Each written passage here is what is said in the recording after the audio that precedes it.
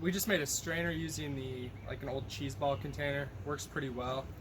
We just drilled holes in the bottom. So I'd recommend just finding a container that you can ruin and then just turn it into a strainer.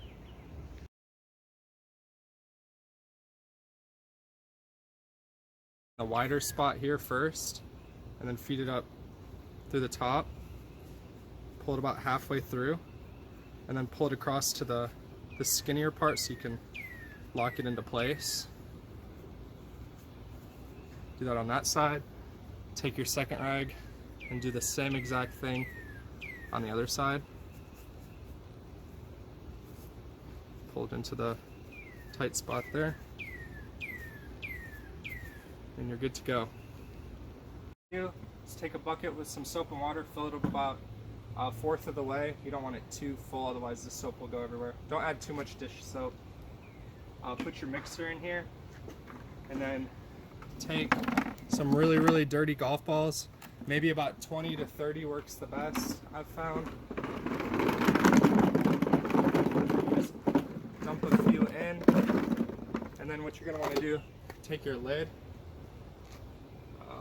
feed this through so that's sticking up there, so you can put your drill on it. Close the lid nice and tight. Take your drill, put the piece on, and then you don't want to you actually want to rotate it in the I guess counterclockwise rotation, because otherwise your rags will come undone off of the painting mixer. So after that, flip it to reverse, and then just drill for 2 to 3 minutes.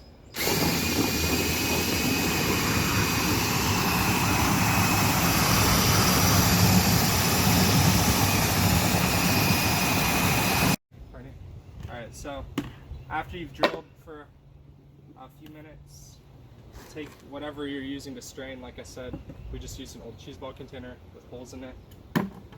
We put this in a new bucket because we just kept switching the water back and forth. It was a little easier since we had 2 buckets. Remove this. And then you're just going to want to dump everything into the strainer.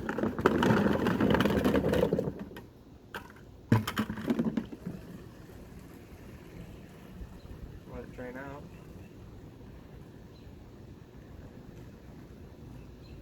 And then after this, we'll rinse them off. You can stop it.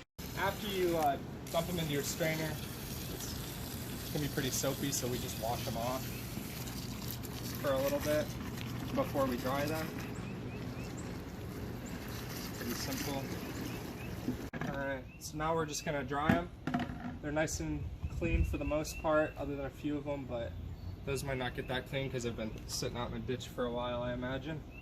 After this, dry them off, and you're left with some pretty clean golf balls, I would say. All right.